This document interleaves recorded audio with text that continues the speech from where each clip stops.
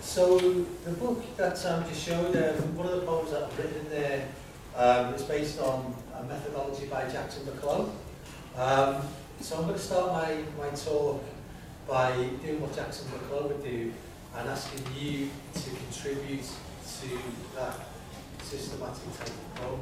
Really straightforward. If you would like to collaborate with me on this, you need to find a post-it note, which you'll find nearby, and just write down something that you have said today, or you've texted to someone today, or you've thought today. And I'll give you my example. When I got here, I said hello to everyone.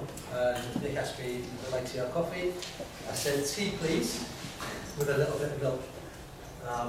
So that's my contribution to the poem.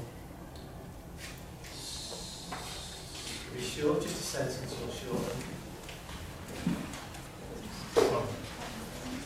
And then you can stick them on there. We'll come to those later. I'm sorry, the instructions are not clear. Can you say them again? Yeah. So something that you've said today, or maybe you've texted to somebody today, or maybe just a thought that you've had in your head. But it should be a sentence, short sentence. All right. Doesn't need your name. Just a word.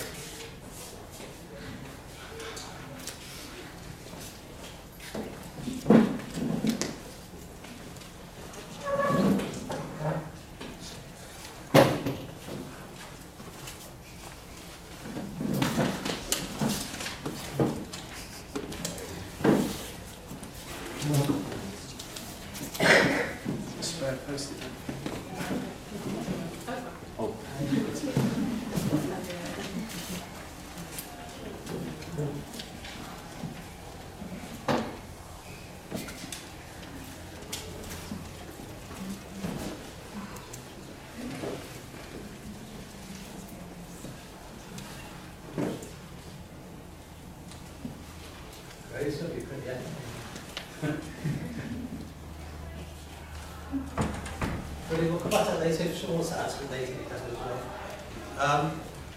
So I'll call this talk with you lyric flights in from the work of Jackson McCabe. And I'll say quite a bit about Jackson shortly.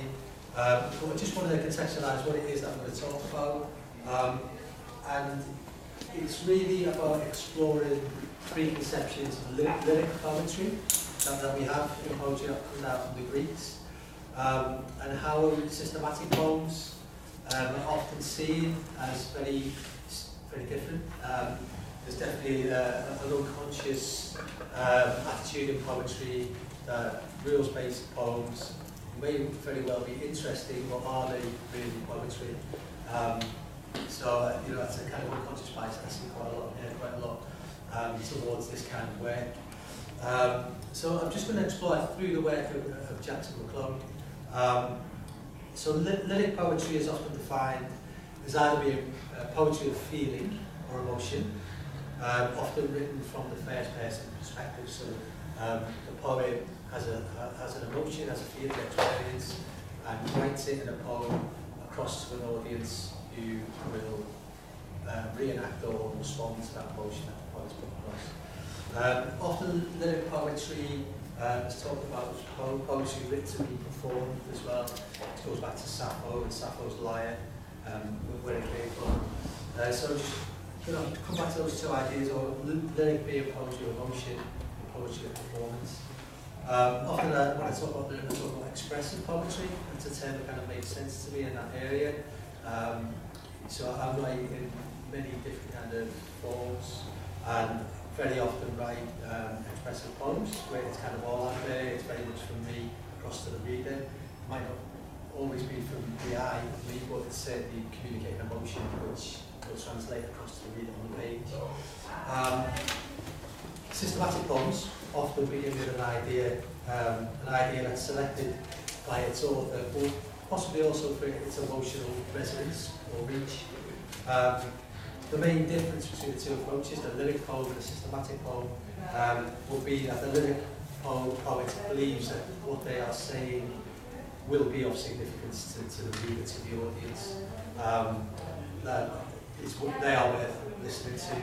With the systematic poem, there's a kind of outwards going velocity, whereby the poet believes that actually the audience are worth listening to, and that's a very much a different change in dynamic.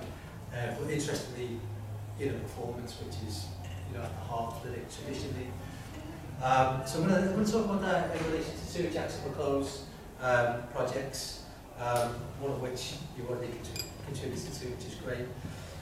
So Jackson McCabe, here he is, 1922 to 2004, often associated with Fluxus, but really didn't, feel too strongly with that attachment. He was actually working with rules and procedures much earlier than the Fluxus movement began. And I think Jackson would like the idea was responding to one of his poems. One of his many approaches to writing was to go to other poetry readings and write down what the poets were saying, and those lines would often appear in one of Jackson's poems later, much to the surprise of the other poets. So it's very much in that spirit.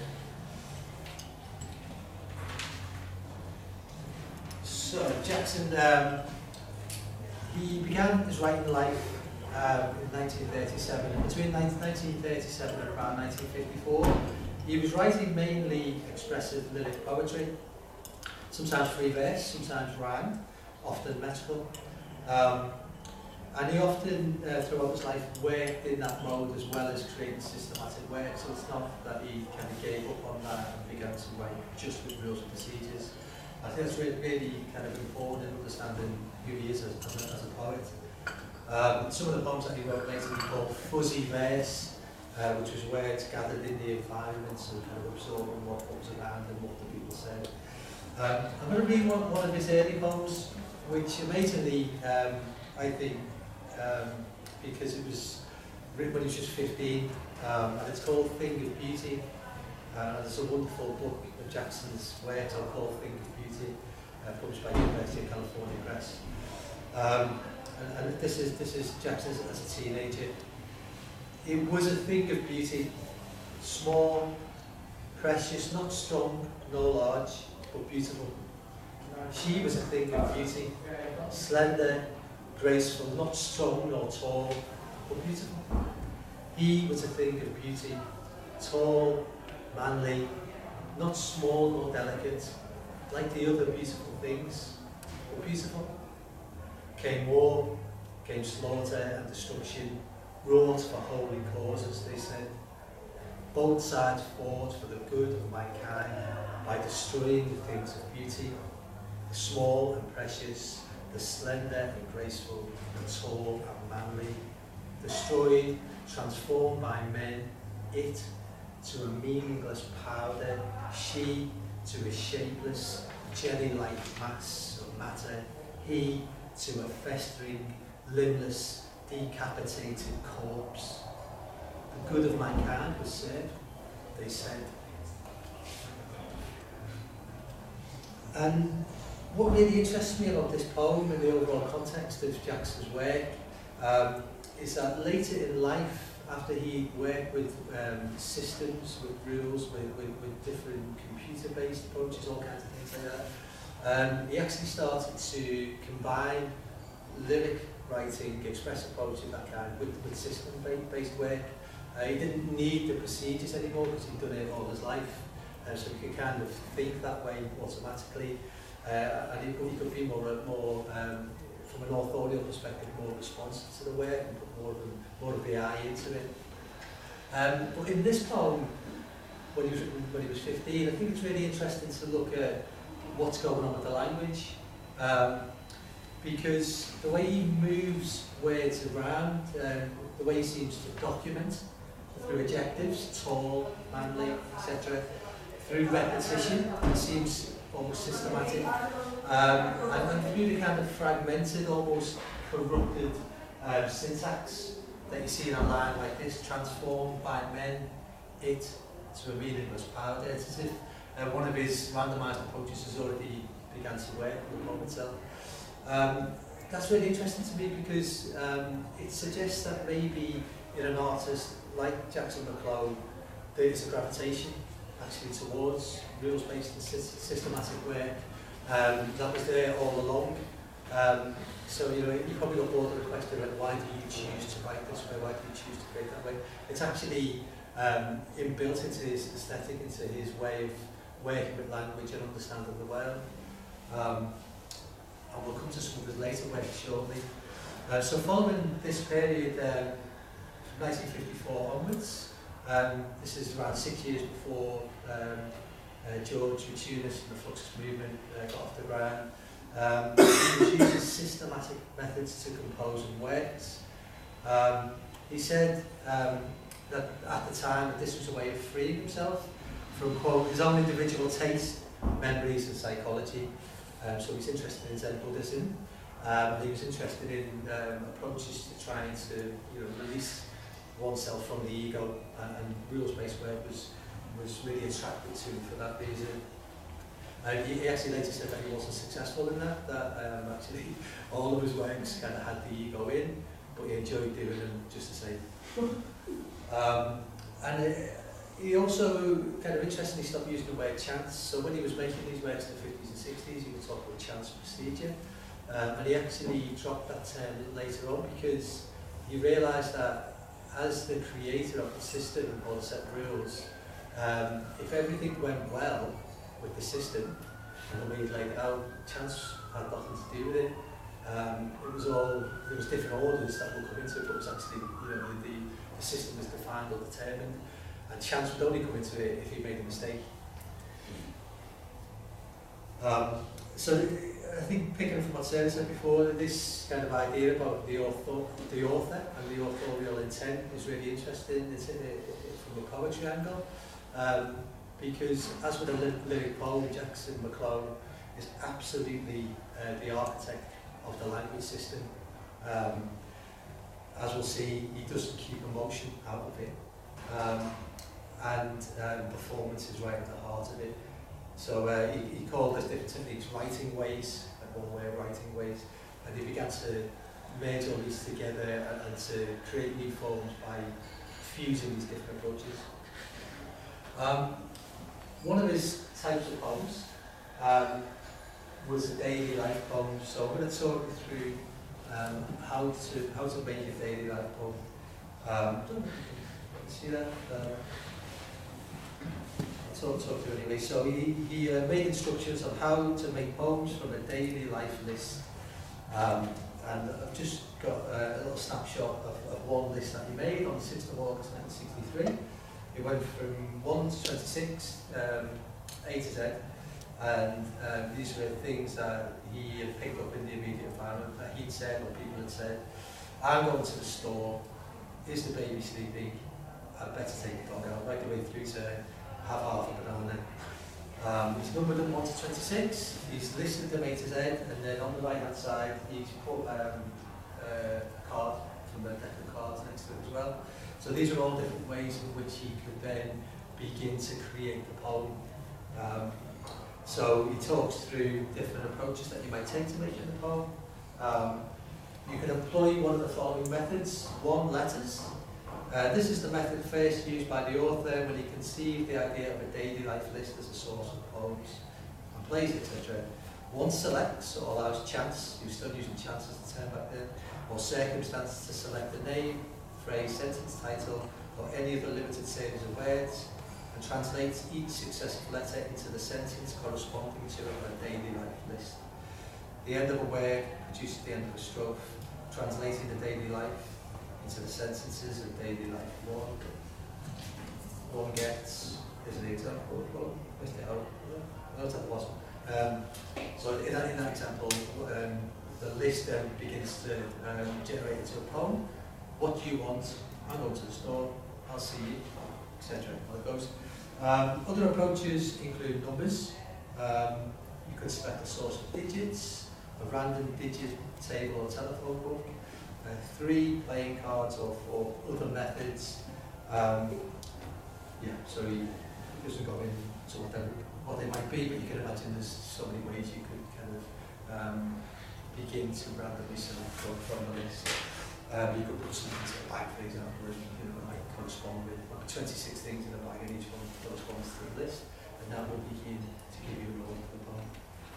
So I'm going to read my daily life poem that I wrote about 8 years ago now. My son was about 18 months old, and I was, it was that transition to becoming a parent was one I couldn't quite fully accept, I suppose, the kind of like moral legislator, health and safety rep, responsibility for this small thing. And at the time, my son, he let me held up to the clock and put in the numbers on the clock. So I'd been reading Jackson McCabe, and I thought, this is a good way to get some objectivity with things that I'm actually saying to this child. So I wrote down 24 things that I said in one day. I was thinking about the clock, 24 hours, the kind of ceaseless parenting mode that seems to be happening. And then I did 7 days of it, so I had a whole week of me as a parent. So I made my list. It was actually 12 things, but I made the poem 24 lines. That was what I did. And then I held, to get my order, didn't use a deck of cards or number generator. I held my son up to the clock and I numbered each of my lines, a number linked to the clock, 1 to 12, and then he just delighted in putting up the numbers. And whatever he pointed out, I wrote down. So often he would just do number 3 times or 4. That's exactly what he wanted. And then that gave me this poem. So I'll just read you day one of me as a parent through a daily life poem. Why have you chewed the monkey? Don't push the lion in the post box. Careful on the pony with a full nappy. Why have you chewed the monkey? Don't get jam in the ridges. Why have you chewed the monkey? You've scrawled ink everywhere, now it's time for books. Now the bus is in the holidays. I was trying to educate you then, but forget it. Now the bus is in the holidays. We're not made with toast. Why have you chewed the monkey?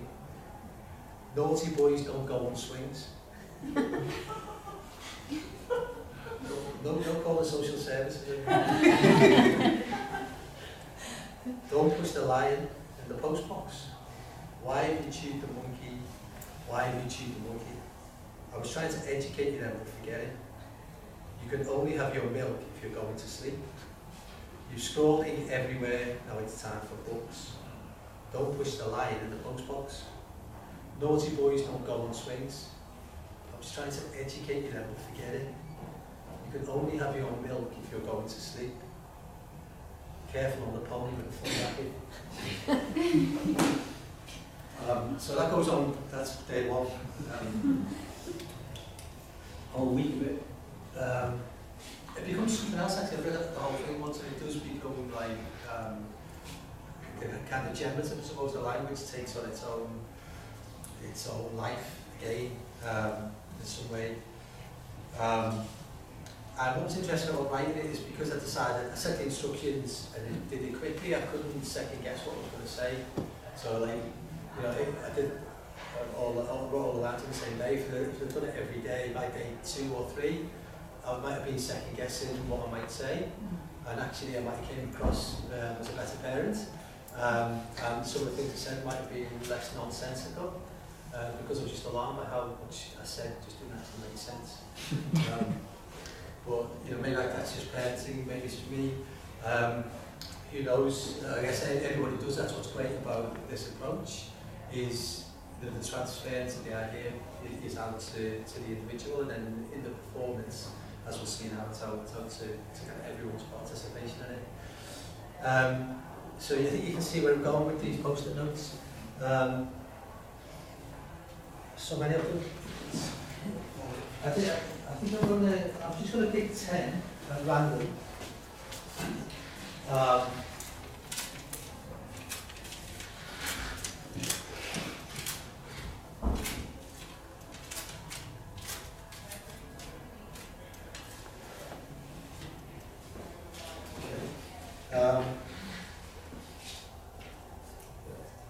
And then I'm going to use a random number generator to give us what Jackson McCabe called a strophe. But I think we'll do it as a sonnet, because then we should start getting some repetition.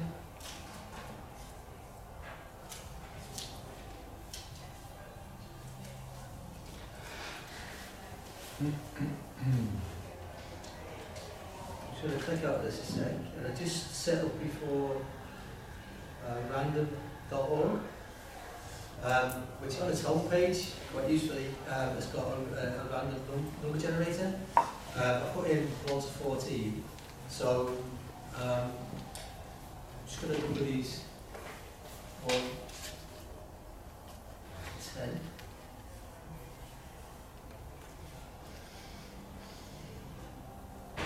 Don't you want your maths to be 10?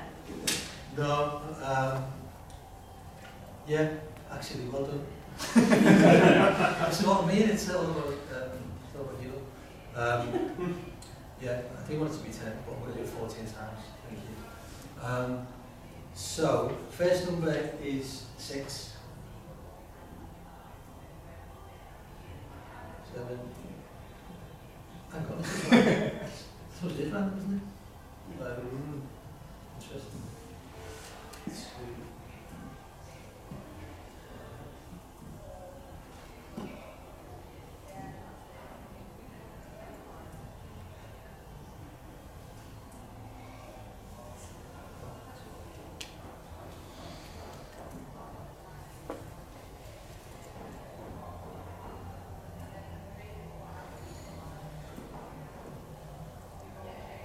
Okay. So then this, one thing I can read, I mean.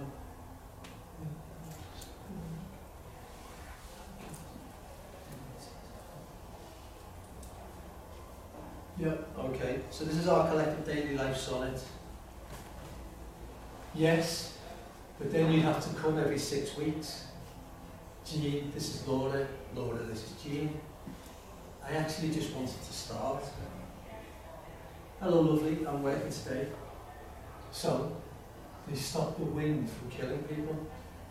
Hello, lovely, I'm working today. It feels a bit sinister. Yeah, it's been 10 years. Yeah, it's been 10 years. Yeah, it's been 10 years. So, they stop the wind from killing people. Hello, lovely, I'm working today. It is the uncanny valley. Feels a bit sinister. You want to laugh?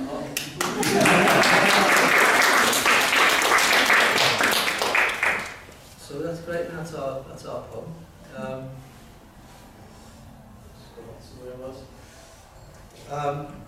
So Jackson McCabe, he did all kinds of amazing, weird, wonderful things, and what the other project that I talk about, just to finish up really, is his light poems sequence. So from 1962, for 26 years, he created an ongoing list of kinds of light. And this gives an example of the chart that he used.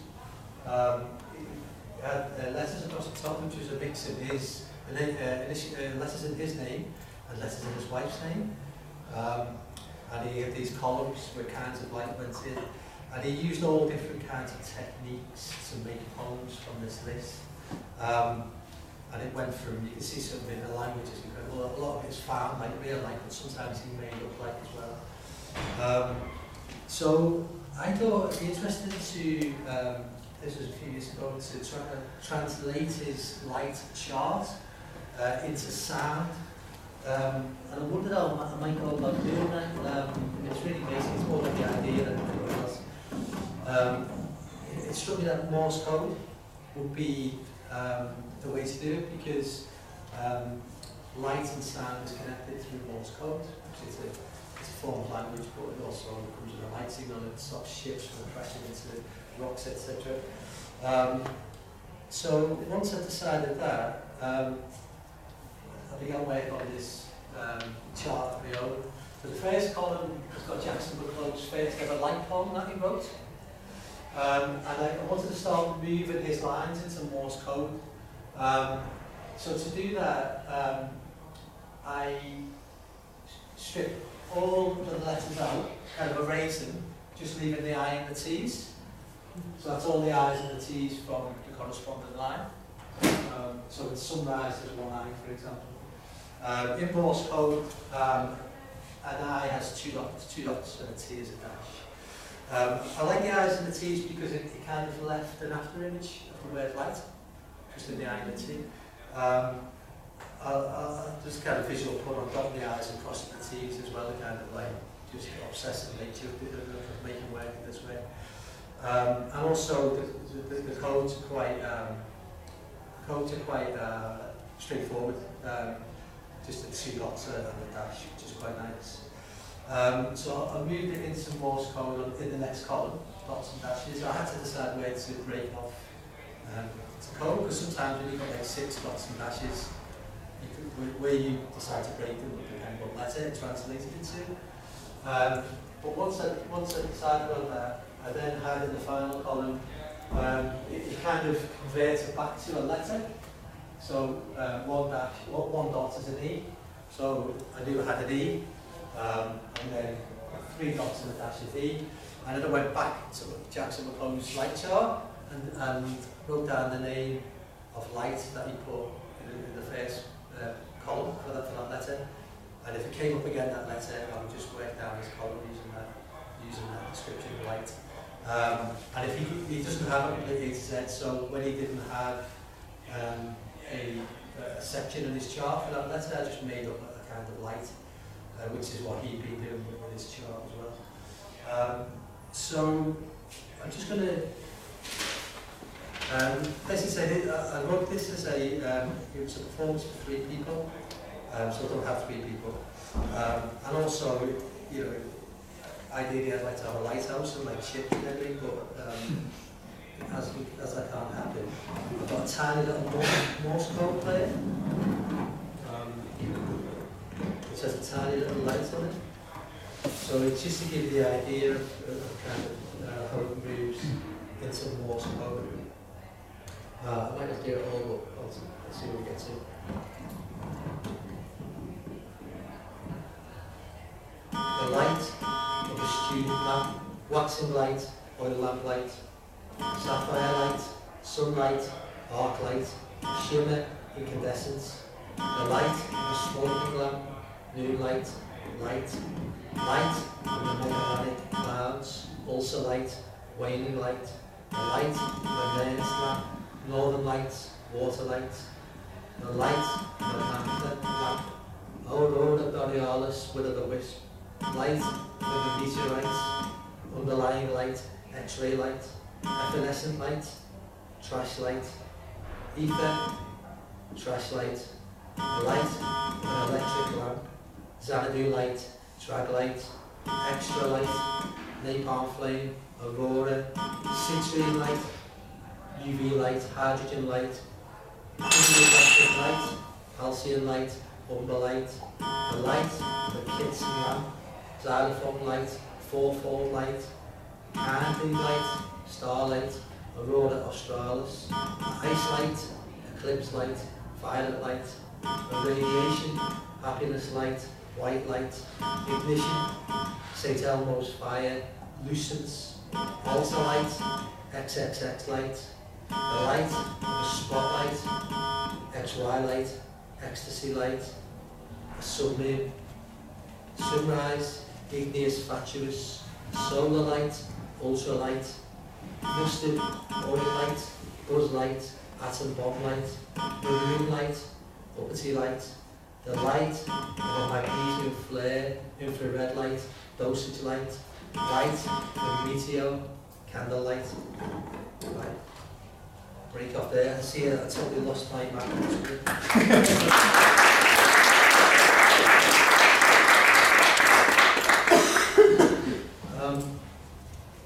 And I just wanted to finish up really, just to return to this idea of rules-based work having the possibility to be an extension of living poetry. I found this quote by a couple of quotes from Jackson McCabe. which kind of work around this. He wrote one work for performers, musicians. He said that I intend that pieces such as this one should give full scope to the imagination, initiative and sense of beauty of each of the performers. I asked them to be co-composers with me in making use of the musical materials I give within the loosely defined limits I propose to make a complex, beautiful object existing in time. And I was quite happy with that as a point of finishing, and I opened the book at random, an anthology of work by the language poets, American avant-garde experimental poets of the 70s and 80s. And Jackson had actually been asked by the editor Charles Bernstein, let me just get the exact question.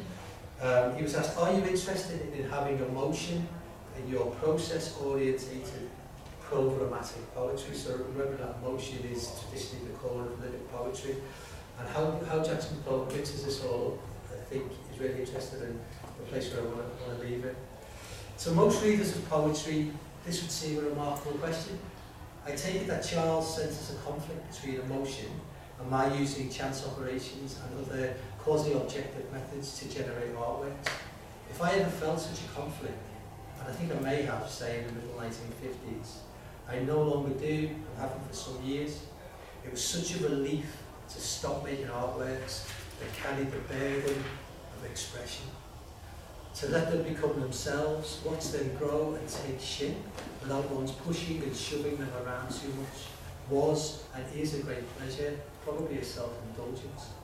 But by the later 50s it was plain to me that sense and sense concept events, tones, words, the specific sensible instances are both intrinsically and extrinsically emotional, by which I mean simply that specific sounds and or words, the specific sensible instances are both intrinsically and extrinsically emotional, by which I mean simply the specific sounds and or words and other sensible elements, singly combined and or in a series, have high probabilities of arousing feelings within specific ranges and areas, and also that each hearer has to bring an idiosyncratic range of emotions, associations, to each event.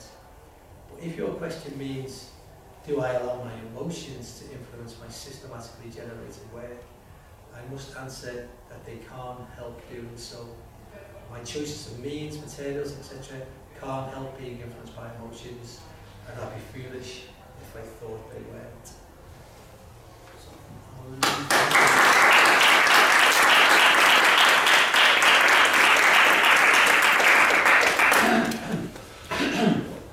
I didn't have any questions initially. That's pretty amazing. I think I'll comment on this idea of the lyric and the emotional and the systematic being somehow opposed. It is an interesting one. I mean, for me, I probably deliberately flee from sort of the idea of expressiveness and expression and emotion in visual art through using, going for strategies of system or eradicating elements.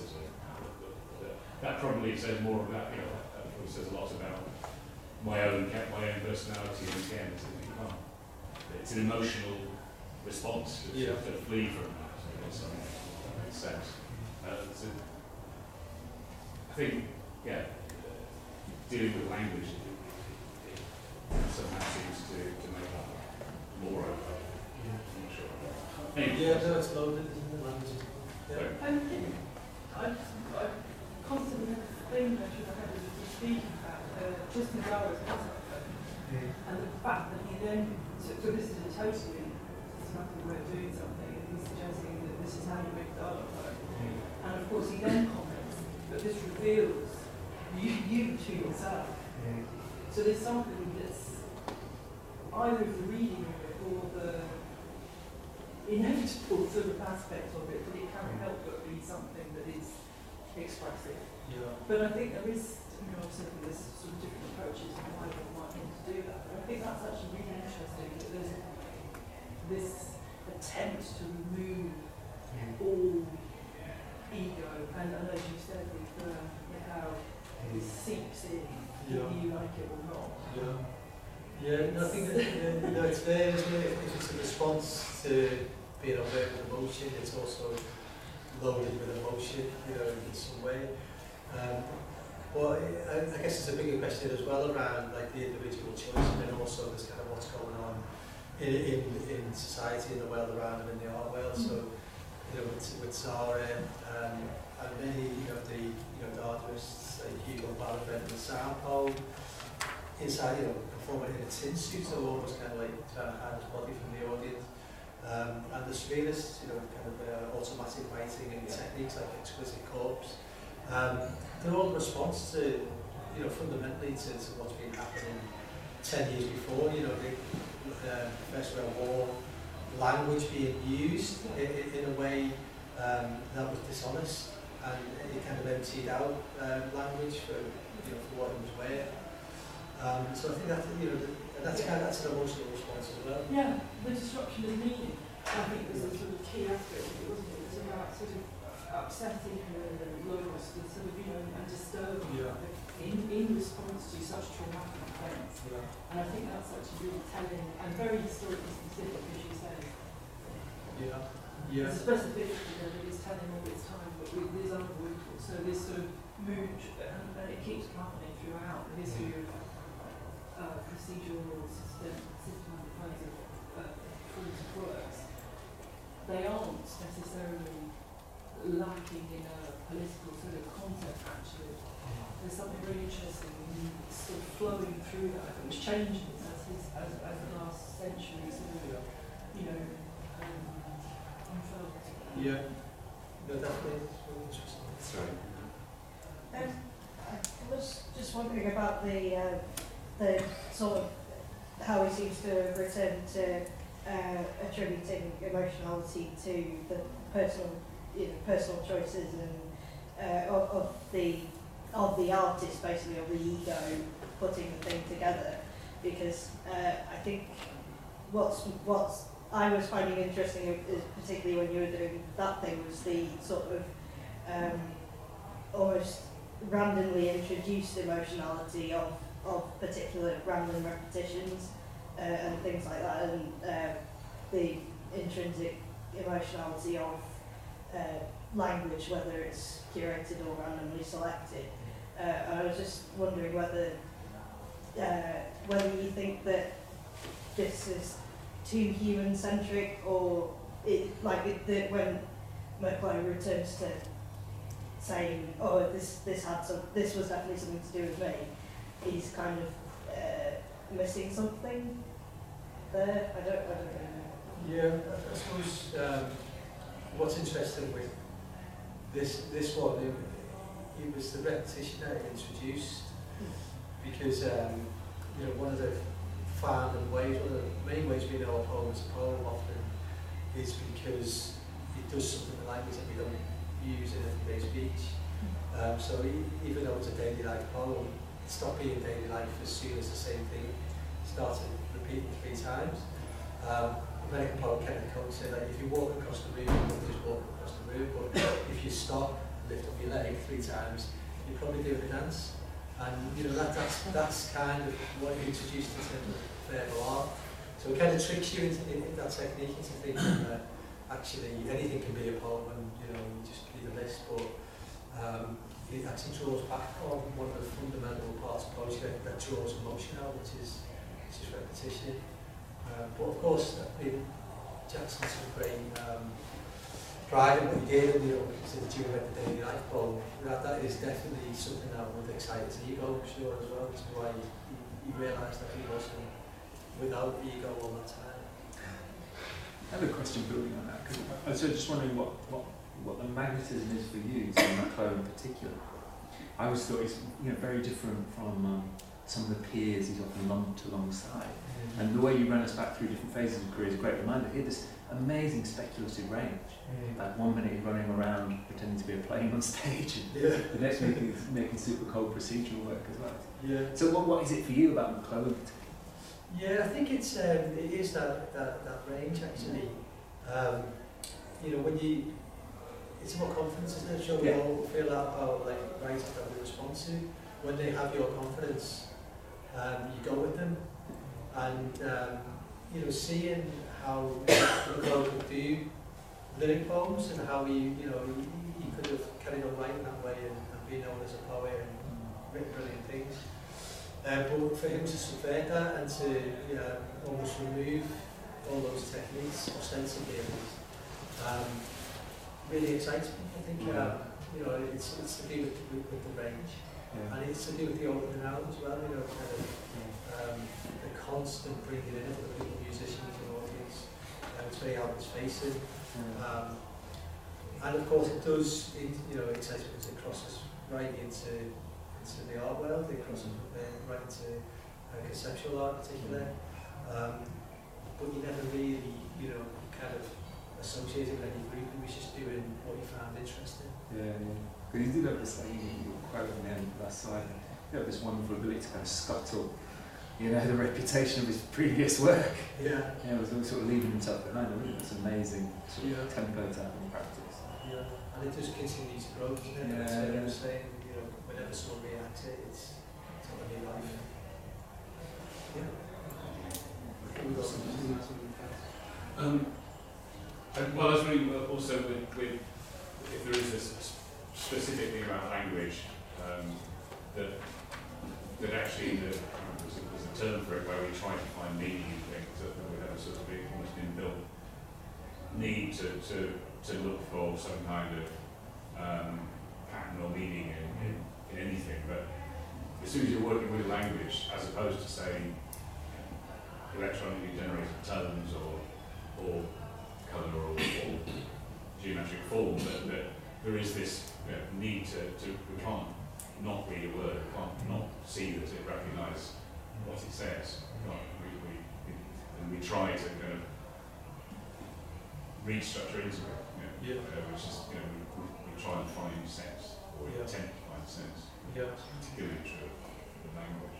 Yeah, I think the symbols, for example, so symbols like a moon or a swan is almost like musical notes. When you've got a moon in your poem, you can hit a musical note, and then would kind of know what it meant, and it'd be a way of conveying a lot actually, and just a word. So language is particularly full of symbology, and obviously with the archetypal unconscious, if you go with that as well, there's all these kind of really deeply rooted experience, the words that we don't start to think about when we use them. Just a sort of comment/question really, which is that I was really struck by the paradigmatic similarity between, for example, this and the work of John Cage, in terms of the systems that he used. They corresponded actually. They were, I think Jackson was one of them as a student. Okay. And he learned a lot from John Cage firsthand. So that sort of paradigmatic similarity in relation to an interest in Zen Buddhism, because Cage was somebody who spent a lot of time, certainly in Japan, learning about Zen Buddhism and this kind of theoretical framing. I wonder, I suppose my question to you is how much of a paradigmatic influence on this practice, or even the practice of Cage, do you think that is? Because it strikes me that the detachment from the ego is something which is very important. So the building of systems which kind of detach the artist from the process of weaving form and structure, of identification, or also attachment. So in meditation practice, this idea of attachment to ideas or emotions, feelings is something which you try and avoid, but it's the passing phenomenon instead, in the awareness of the individual qualities that they have. And it strikes me that some of the systems here kind of almost facilitate that in the way that the works are put together or composed. Do you think how much of a relationship between the things there is? Between Cage and Cage? I suppose like Zen Buddhism practice, and these art practices and music practices. Do you think it's purely theoretical? Do you think it's purely ideological? Or do you think there's some sort of real correlation between the actual practices themselves? I mean, the only artist I know is a Zen Buddhist. There's an artist called Sam Winston. And he did a massive exhibition called Darkness, and he invites the audience to spend half an hour or an hour, or artists to come to his studio and sit in the dark for 3 hours. But Sam spends weeks, he spends a month in darkness, complete darkness, having food brought to him and not seeing daylight. But that's an extension of his practice because he's been on really, quite intense. So what I would think of as intense retreats. We have no contact with anyone. It's very disciplined. And that's an actual, so his work is an absolute extension of practice. I don't know, it's such a personal thing, isn't it? I guess how deeply a person's Buddhism goes. But it was certainly something that ran through McCabe's life. He felt that the idea of taking this ego on the work just wasn't right in the end. It wasn't true. But as I said, he enjoyed doing it anyway, so as well, I think it was lost. Any more questions? Yes. Okay. Thanks very much.